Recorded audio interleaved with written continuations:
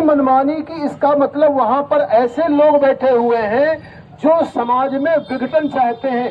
कहने को तो वो पढ़े लिखे लोग हैं। जिस बात को मैं कहना चाह रहा हूं, आप लोग फालतू की रील और फालतू की चीजें देखने के बजाय जब यूट्यूब में देखेंगे तब समझ में आएगा कि असल में देश कहां जा रहा है।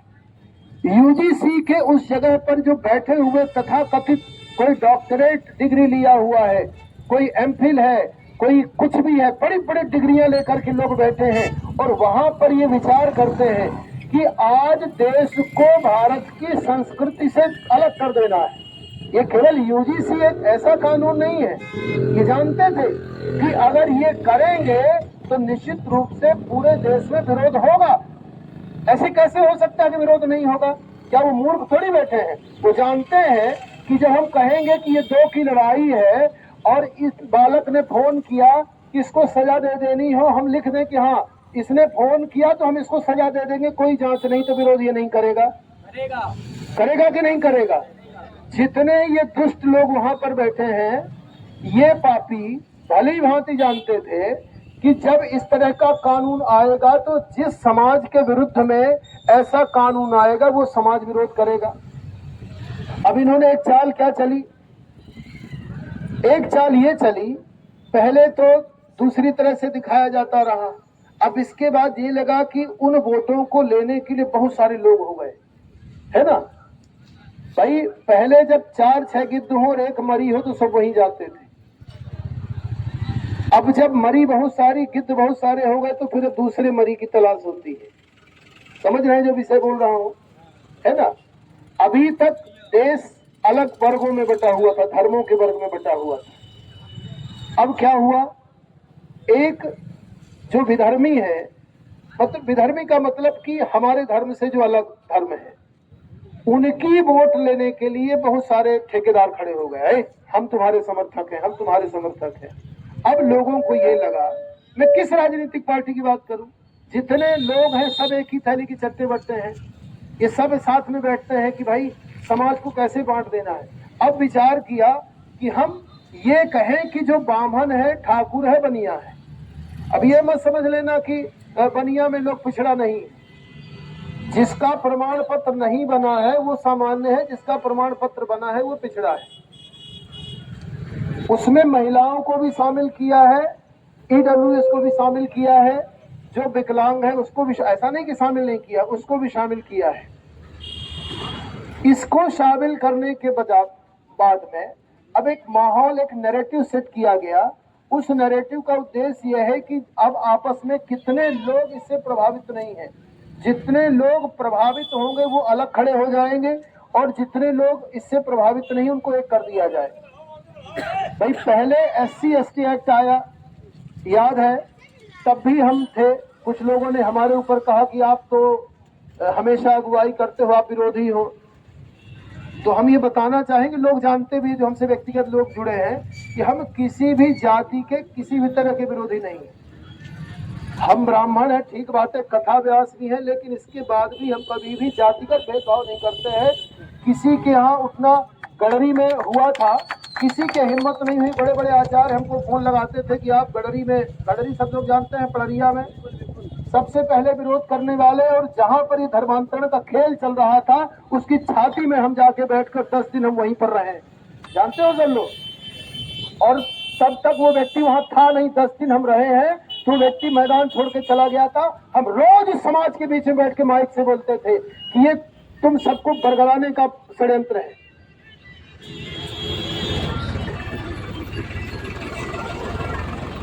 आज उस षड्यंत्र को सरकारों ने लिखित में कर दिया। आज आवश्यकता इस बात की है कि हम समाज को जोड़ने के कानून बनाए। जोड़ने का कानून कब होता, किसी भी जाति, किसी भी मत, किसी भी पंथ, किसी भी संप्रदाय के विरुद्ध, किसी भी व्यक्ति के विरुद्ध कोई भी अपमानजनक बात होगी स्वीकार नहीं की जाएगी। अगर ये होता तो क्या सब शामिल नहीं हो जाते? सब शामिल हो जाते आराम से। क्या ब्राह्मणों का अपमान नहीं होता? जब ये कहा जाता है बड़ी बड़ी यूनिवर्सिटीज में कि ब्राह्मणवाद को जिंदा जला दो, ब्राह्मणवाद को जलाओ, जब रामचरितमानस चलाई जाती है, आज तक किसी सरकार की कान में क्यों नहीं रहेगा? क्या अंधे हो गए थे सारे लोग कि जब रामचरित, मानता हूं कुछ एक शब्द तात्कालिक परिस्थितियों के अनुसार आज सही नहीं है, उन शब्दों को विलोपित किया जा सकता है, लेकिन उसके लिए अगर आज हम ये कहें, देखो काट छाट के वीडियो मत बनाना भाई, जब एडिट करना अगर कुछ बात अनुचर निकल जाए तो अनुचर लगे, अनुचर है नहीं भाई। कई बार हमको ये लगता है कि यूजीसी कानून आया, लाइव है चलत कटी हाँ कोई दिक्कत नहीं।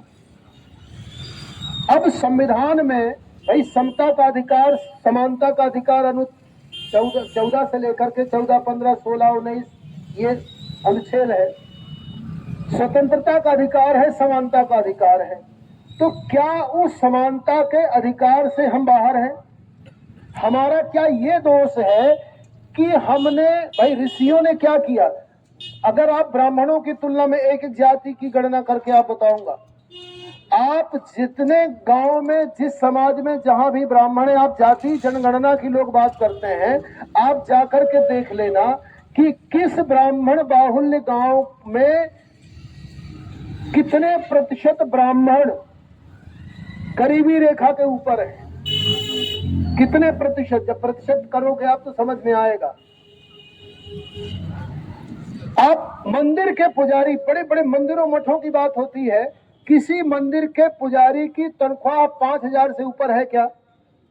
क्यों कल्लू भाई? किसी भी मंदिर के पुजारी की, चाहे वो सरकारी पुजारी हो चाहे जैसा हो, 5,000 से ऊपर। प्राइवेट है तो 8,000। शहरों में आप चले जाओ तो 10,000, 12,000। 10,000, 12,000 में परिवार पाल सकता है क्या? उसको आपने घोषित कर दिया, अपराधी घोषित कर दिया। क्या छुआछूत केवल एक वर्ग कर रहा है? अभी यहाँ पर अगर सब लोग हों तो जानकारी होगी, नहीं हो तो बता देना। आप समस्त जातियों को बैठा दो, समस्त जातियों मतलब ब्राह्मण भी बैठ जाएं, क्षत्रिय भी बैठ जाएं, वैश्य भी बैठ जाएं, और भाई चर्मकार बंधु हैं हमारे बसोर बंधु हैं, हमारे कुहार बंधु हैं, हमारे मुसहर, दुनिया भर के जितने लोग हैं, सबको बैठा के हम दावे के साथ कह सकते हैं कि ब्राह्मण ठाकुर बनिया ये तो पंगत शुरू कर देगा। मैं बिल्कुल अब ये बात सार्वजनिक बोल रहा हूँ, नहीं हो तो करके प्रयोग देख लेना, लेकिन बाकी लोग साथ में बैठ के भोजन नहीं कर सकते। मैं गलत बोल रहा हूँ तो आप बोल सकते हो। बिल्कुल सत्य बात है, वो नहीं बैठेंगे तो और नहीं बैठते साथ। भेद, मैं ये भी नहीं कह रहा हूँ कि भेद नहीं है, भेद है, लेकिन उस भेद को मिटाने का तरीका ये नहीं है। भेद को मिटाने के तरीके, अगर समानता का अधिकार है तो सबको आप समान कर दो। मैंने पहले भी इस बात को कहा कि जितने जातियों के ठेकेदार जाति के नाम पर झंडा लेकर के पूरे देश में घूम रहे हैं कि हमारी जाति का शोषण हुआ, हमारी जाति का शोषण हुआ, अब दुकान पर बैठा हुआ व्यक्ति किसका क्या शोषण करेगा? वो चाहेगा क्या कि हमारे यहाँ फला व्यक्ति ही ग्राहक आए? क्यों सेठ जी? भाई ग्राहक, और सब ग्राहक का उतना ही सम्मान होता है, ऐसा नहीं है कि हर ग्राहक का। अच्छा भाई, किसी व्यापारी के यहाँ अगर SC ST समुदाय का कोई व्यक्ति आया और उस दुकानदार को पता है कि ये 1 लाख का सामान लेने वाला है, और पंडित जी आए, उनको पता है ये 5,000 का सामान लेने वाले हैं, तो प्राथमिकता किसको होगी? भाई जो 1 लाख का सामान लेगा। आज अगर जिन पिछड़ी जातियों की बात होती है, सबको चिंतन करना चाहिए, अगर उनको आर्थिक रूप से समृद्ध इन सरकारों ने बना दिया होता तो आर्थिक रूप से समृद्ध कैसे होंगे? बिना शिक्षा के संभव नहीं है। तो कभी भी शिक्षा के देने के समुचित प्रयास नहीं किए, केवल एक चीज कही, भाई आज लोग आपत्ति कर रहे हैं पढ़े लिखे लोग, तो किस बात पे? क्योंकि कुछ एक लोगों को शिक्षा दिया और साथ में उनको बता दिया कि ये जितने ये 3 वर्ण के लोग हैं, इन्होंने सारे समाज का शोषण कर लिया है। वो पढ़ा लिखा व्यक्ति कुछ एक उदाहरण ढूंढता है और उस उदाहरण के आधार पे सारे समाज को, फिर आपने कितनी भाई वर्ण में अगर जाएं तो कितने, भाई दूसरा, भाई ऐसा नहीं कि पिछड़ा ब्राह्मण में नहीं है, जानते हैं सब लोग ब्राह्मण में पिछड़ा होता है कि नहीं जानते? अरे अपने यहाँ से मरिया में हम गिनाए दे रहे हैं, अपने सिमरिया विधानसभा में बहुत सारे ब्राह्मण पिछड़ा है, वैवाहिक संबंध होते हैं पर वो पिछड़ा में है, तो क्या वो ब्राह्मण नहीं रह गए? कितने ही क्षत्रिय पिछड़ा में है, तो क्या वो क्षत्रिय नहीं रह गए? आज सबसे ज्यादा अगर पूरे भारत में मुखर है कोई, सबसे ज्यादा खुल करके आप जब सोशल मीडिया पे जाएंगे तो उसमें हमारा यादव समाज है। मैं अब तो बिल्कुल, अब लाइव भी चल रहा है, मैं खुल के बोल रहा हूँ।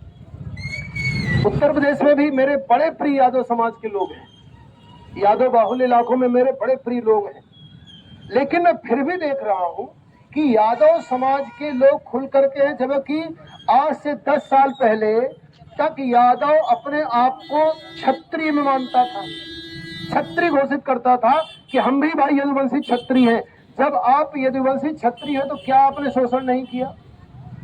यदुवंशियों का शासन क्या नहीं रहा?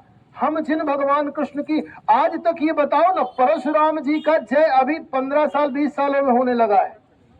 20 साल हम लोग छोटे छोटे थे, कभी नहीं जानते थे परशुराम की जय। हमने परशुराम को केवल लक्ष्मण और परशुराम के संवाद में जाना है, इसके अतिरिक्त हमने भगवान राम को, भगवान कृष्ण को ही जाना है। आप लोग नहीं मानते क्या? भगवान राम को नहीं मानते क्या? भगवान कृष्ण को नहीं मानते क्या? भगवान कृष्ण यदुवंशी है ये नहीं मानते क्या? फिर उसी समाज में रहने वाले लोग इस तरह से विरोध करते हैं तो क्रोध नहीं आता क्या? आज अम्बेडकरवाद के नाम पर आप अगर अम्बेडकरवाद के नाम अगर ये कहोगे कि ब्राह्मणवाद को जिंदा जलाएंगे तो अम्बेडकरवाद कैसे रहेगा? नहीं रहेगा ना। रहेगा क्या? अभी नहीं रहेगा भाई। अगर आप हमारे ऊपर प्रहार करोगे तो क्या हम सह पाएंगे? और आज यही हुआ है, ये केवल एक परीक्षण किया गया है। और मुझे बड़ा अच्छा लगा कि आज हमारी सिमरिया 100% बंद है और सब लोग जो इसके विरोधी हैं, जो समाज में एकता चाहते हैं, आज जो यूजीसी का समर्थन कर रहा है, असल में वो संपूर्ण समाज में एकता चाहता है। लेकिन जो क्षमा करेंगे, यूजीसी का जो विरोध कर रहा है वो संपूर्ण समाज में एकता का समर्थक है, लेकिन जो यूजीसी का समर्थन कर रहा है वो समाज में विघटन का समर्थक है। इस बात को समझना पड़ेगा। आज देश 2 धाराओं में बटा है। एक समाज को साथ में लेकर के चलने वाला वर्ग, जिसमें ब्राह्मण है, क्षत्रिय है, वैश्य है, ये सारे लोग हैं। ऐसा नहीं कि हमारी बहुत सारी जातियां जो पिछड़े में आती हैं वो हमारे साथ नहीं, वो सब लोग हमारे साथ में हैं। केवल वो लोग विरोध में हैं जो समाज को खंड खंड करना चाहते हैं और खंड खंड करके भारत की संस्कृति को नष्ट करना चाहते हैं। मैं बार बार एक बात बोलता हूं कि ये बिल्कुल संस्कृति नष्ट करने का अभियान चल रहा है और जिसको हम नष्ट नहीं होने देंगे। एक एक गांव जाएंगे, एक एक व्यक्ति के पास जाएंगे, उसको बताएंगे कि हमको और तुमको बांट करके ये वास्तव में हमारी जो संस्कृति है, उस संस्कृति को नष्ट करके ये कौन सी संस्कृति लाना चाह रहे हैं।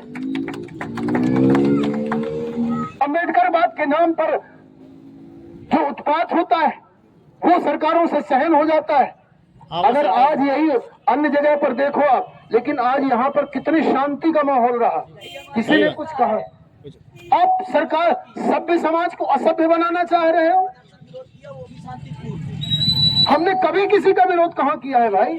अगर हमने आज विरोध किया होता तो स्वतंत्रता संग्राम संघर्ष में कौन लोग थे? फिर भी विरोध नहीं किया।